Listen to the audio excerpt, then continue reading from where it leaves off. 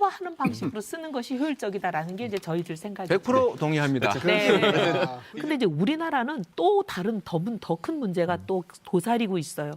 왜냐하면 이제 문정부 들어서 최저임금, 그다음에 52시간 근로시간 단축 등등이 소상공인들에게 아직 준비 안 된 소상공인들에게 이게 급속하게 닥치면서 굉장히 어려움에 내몰려 있었거든요. 거의 벼랑 끝에 있는 소상공인들과 자영업자들이 이번 이 코로나로 직격탄을 제일 먼저 제일 크게 맞는 분들입니다. 그러니까 이분들은 어떻게 보면 생계 벼랑 끝에 지금 내몰려 버린 거예요. 그래서 사실은 이제 과거 같으면 현금을 풀고 어떻게 하는 게 경기 부양 효과가 있냐 없냐 이걸 뭐 논란을 벌이는 게 대부분인데 지금은 그게 중요한 게 아니라 지금 이제 숨이 넘어가는 분들, 생계 벼랑 끝에서 내몰려서 나락으로 떨어지는 분들을 빨리 급하게 구조해야 되는 경기 부양 효과만 따질 수가 없는 그런 특성이 이번 위기에 있습니다. 네. 아니 뭐 오죽하면 저런 생각을 하셨을까 싶긴 하지만 돈값을 하게 쓰는 게 좋잖아요. 그리고 헛돈 쓰는 것보다는 어쨌든 적은 돈이라도 들여서 효과를 극대화하는 게 이게 정책의 가장 중요한 목표니까 지금 뭐 많은 분들이 특히 가게 하시는 분들, 저는 선거를 하다 보니까는 계속 시장을 다니잖아요. 우리 동네 뭐 현대시장, 전통시장 다 다녀보면 뭐라 그러시냐면 임대료 밀렸다, 못 낸다. 그리고 지금 세금 못 내고 있다. 그리고 4대 보험료 이거는 뭐 정말 하늘이 무너진다. 이런 얘기 하시거든요. 근데 이제 10만 원짜리 지역 화폐, 그 지역에서 물건을 사야만 쓸 수 있는 지역 화폐 받아가지고는 임대료도 못 내고 세금도 못 내고 전기료도 못 내거든요. 그러니까 오히려 이런 분들 지금 제가 말씀드린 이런 소상공인들, 자영업자들은 정말 그동안 문재인 정부의 최저임금하고 52시간 때문에 거의 지금 벼랑으로 내몰려 있어서 완전히 나락으로 떨어지는 그런 상황이라 이분들을 긴급 구조를 해야 되기 때문에 오히려 지역화폐 10만 원 가지고는 굉장히 어렵다, 역부족이다 이런 말씀을 드리고 그래서 모든 사람보다는 오히려 지금 직격탄을 맞은 분들, 소상공인들, 자영업자들 그리고 특히 그중에서도 업종에 따라 달라요.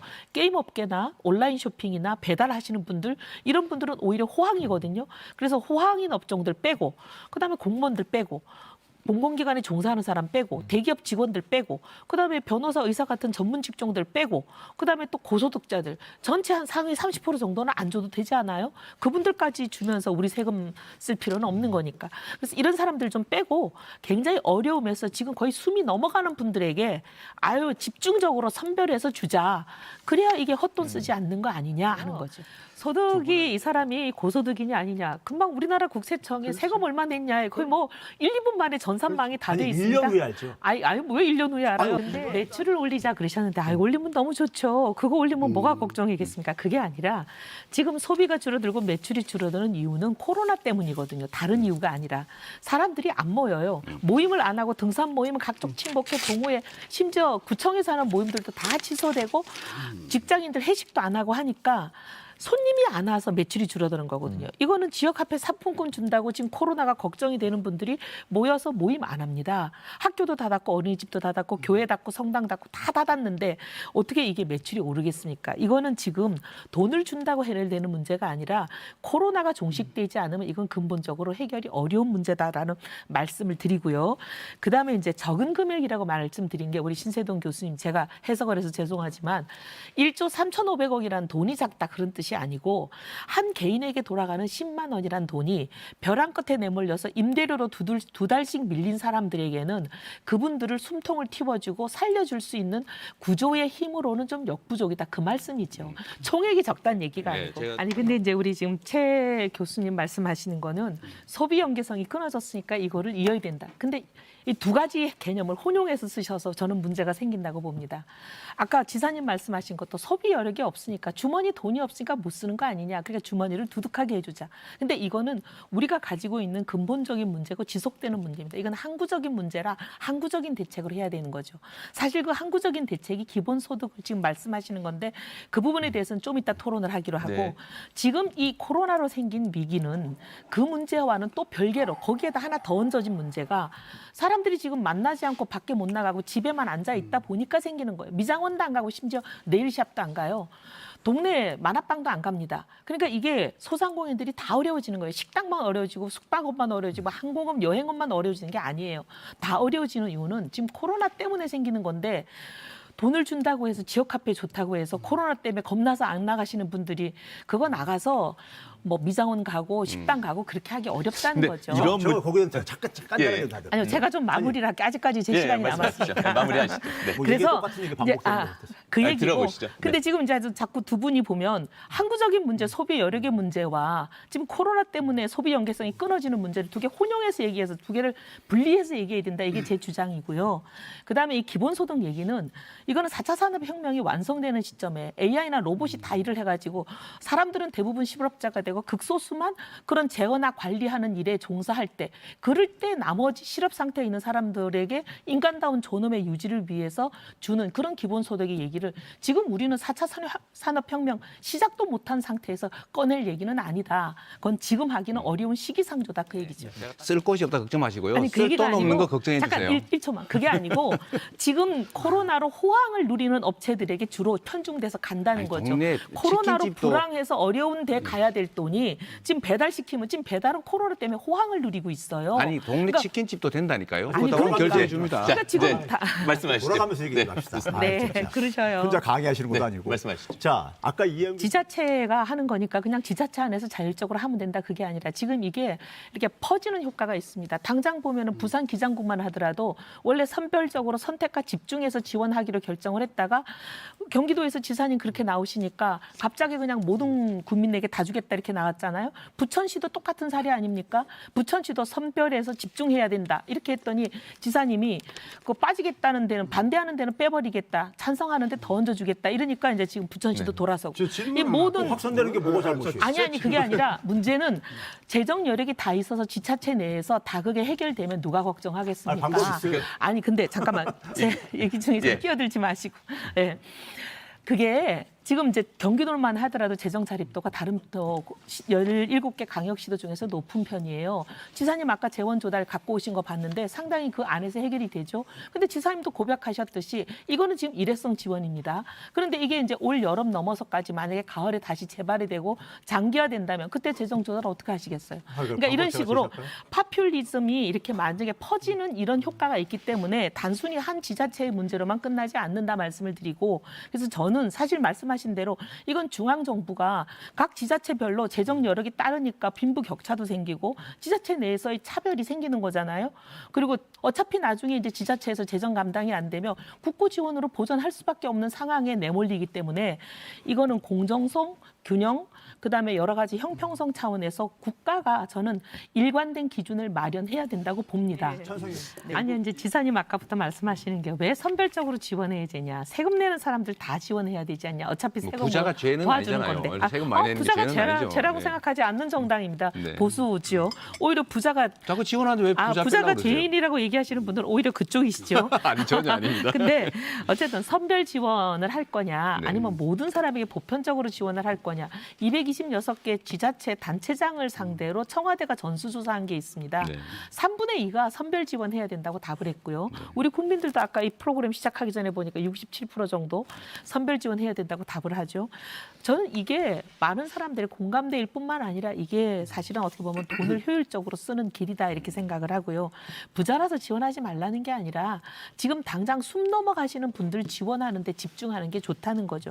10만 원 지역 카페 가지고는 그분들 숨 넘어가는 거를 구원해 주질 못하니까. 아니, 구조가 정부에서 안 100만 원 되니까. 하라니까요. 왜 아니 자꾸 그리고 도에서 그다음에 10만 원 아까 얘기하세요? 말씀하실 때 통화 얘기하시면서 이렇게 국민채를 풀면 시동의 유동성이 너무 많이 풀려가지고 문제 있다 그러셨는데 아니 그 반대로 얘기했어요. 그 반대로 얘기했어요. 반대로 그러면 제가 얘기했어요. 오해를 네. 한 거네요.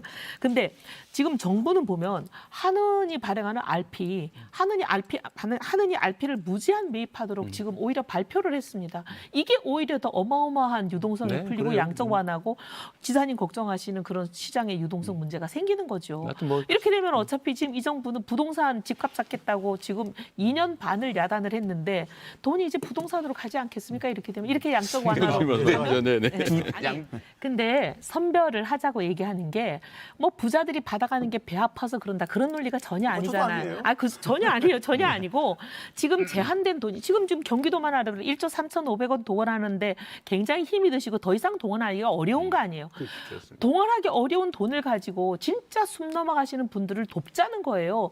왜냐하면 그렇게 모든 사람에게 다 줘서 10만 원씩 줘버리면 부자들에게는 별로 고맙지도 않은 돈이 가지만 나중에 세금으로 회수하는 거는 그건 나중 문제고. 안 가게 할 수 있다니까. 아니. 그러니까 지금 그런데 그 돈 차라리 부자들한테 가는 돈 가지고 오히려 지금 숨 넘어가시는 분들이 정말 살아날 수 있게 실질적인 지원을 하자는 게 포인트고, 그래서 지금 저희 말을 오해하신 것 같고, 그다음 두 번째 자꾸 무상급식 얘기를 하시는데요. 무상급식은 소득 수준에 상관없이 모두 다 주자고 하는 거에 동의한 이유는 이거는 같은 교실에서 밥을 먹는데 누구는 자기 돈 내고 먹고 누구는 무상으로 먹고 하면 애들 사이에 낙인 효과 이런 게 생기기 때문에 이거는 그냥 무조건 소득과 상관없이 그냥 가자 이렇게 한 거지. 지금 이 자영업자 소상공인 숨 넘어가시는 분들 지원하는 문제하고는 차원이 다른 문제잖아요. 아니, 제가 근데 이제 1차 추경의 문제가 상당히 있었습니다. 11조 7천억이 코로나 추경이라고 이름은 붙여졌지만 사실 그 안에 코로나하고 상관없는 돈들이 많이 들어가 있었거든요. 어떻게 그렇게 또 코로나의 직격탄을 맞은 분들에게는 제대로 가는 돈들이 별로 없었어요. 그래서 이거 굉장히 저희가 따지고 싶었는데 문제는 저희가 의석수가 모자라다 보니까 힘으로 밀려가지고 저희가 따지는 부분들이 반영이 되질 않았습니다. 근데 이제 이 국회가 이제 선거가 곧 있으니까 네. 선거가 있고 나서 이제 의석수가 변동이 있으면 그때 만약에 저희한테 힘을 실어주시면 저희가 이런 부분은 정확하게 따지죠. 근데 일단 지금 본 예산이 512조예요. 512조라는 거는 지금 뭐 역대급 슈퍼 예산입니다. 이렇게 어마어마한 예산도 지금 다 쓰지를 못하고 있는 상황인데 물론 지금은 초기죠. 근데 작년에도 보면 추경으로 편성했던 돈들을 80%를 못 썼어요. 70몇 %밖에 못 썼습니다. 근데 그 얘기는 뭐냐면 왜 못 썼냐? 너무 졸속으로 만들어나고 쓸 수 없는 돈들을 갖다 넣은 거예요. 지금 1차 추경은 그거보다 더합니다. 심지어 정부가 스스로 뭐라 그러냐면 우리가 초스피드로 이 추경안을 만들었다. 아니 야물게 만들어도 준비가 부족하고 쓸 수 없는 곳에 배정을 해가지고 2019년 추경됐던 것도 지금 70몇 %밖에 못 썼는데 지금 코로나 추경은 거의 몇 주 만에 후다닥 그냥 가버린 거거든요. 그러니까 이거는 지금 거의 못 쓸 가능성이 많습니다. 저는 본 예산 512조에 해당하는 어마어마한 슈퍼 예산, 그다음에 11.7조나 배정된 코로나 1차 추경 이거 제대로 쓰는 게 먼저지 이것도 제대로 쓰지 못하는 상태에서 쓰지도 않으면서 또 2차 추경 얘기하는 거는 앞뒤가 바뀐 거라고 생각하죠. 네. 저는 지금 당장 지금 생계 벼랑 끝에 내몰린 분들을 구하는 거, 그분들이 도산하면 그분들은 바로 신용불량자로 들어가고 삶 자체가 피폐해지는 분들이에요.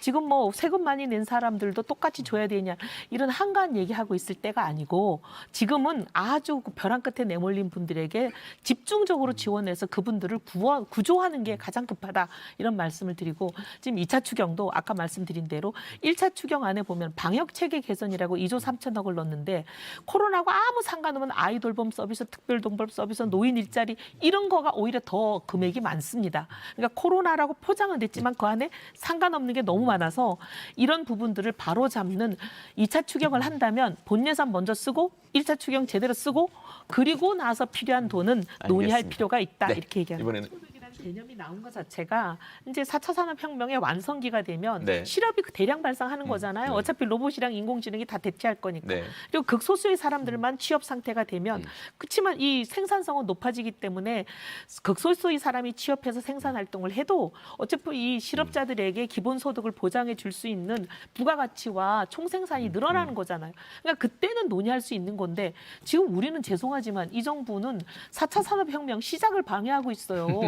시작이 안 되고 있는데 뭐 완성 단계 얘기를 지금 우리가 살아생전에 볼지 안 볼지도 모르는 일에 그 얘기 좀 할게요. 네, 말씀하시죠. 아까 당내 이견 가지고 말씀하셨는데 네, 네, 네. 이견으로 치면 뭐 민주당이 더 만만치 않죠. 왜냐하면 그런가요? 보세요. 벌써 경기도 안에서 지사님하고 반대 생각을 가진 부천시장이 직격탄 날리고 나왔잖아요. 그러니까 이게 어느 구조나 어느 조직이나 그렇게 이견 다양한 이견이 있습니다. 저는 오히려 그런 다양한 이견이 공존하는 조직이 그렇죠. 그게 건강한 당연하죠. 조직이라고 맞습니다. 생각합니다. 네. 그러니까 우리를 그렇게 공격하시는 아, 그럼 비난은 똑같은 아니었어요. 비난이 네. 오히려 지금 거기 있다는 얘기를 드리고, 그다음에 이제 저는 기본소득 얘기 물론 말씀하신 대로 언젠가 우리가 그 고민하고 그 제도 도입을 준비할 수밖에 없는 상황이 저는 온다고 봅니다. 그게 당장 1, 2년 안에 오냐 뭐 50년 후에 오냐 그 얘기일 뿐이지. 근데 저는요 최저임금 문제가 똑같았다고 생각합니다. 지금 이 기본소득 문제를 보면서 최저임금이 데자부처럼 보여요.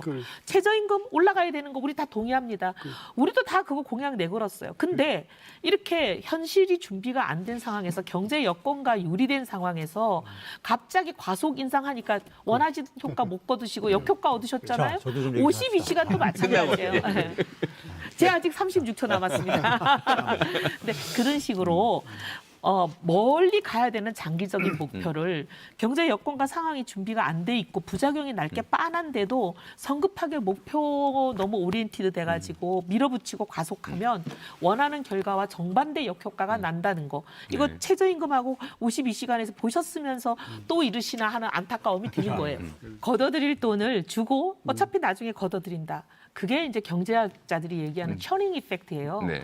불필요한 행정 비용과 온갖 낭비가 생기기 때문에 돈도 지급을 하고 세금 받은 돈을 쓸 때 효과적으로 돈값을 최대화하는 방식으로 쓰는 것이 효율적이다라는 게 이제 저희들 생각이에요. 100% 동의합니다. 네.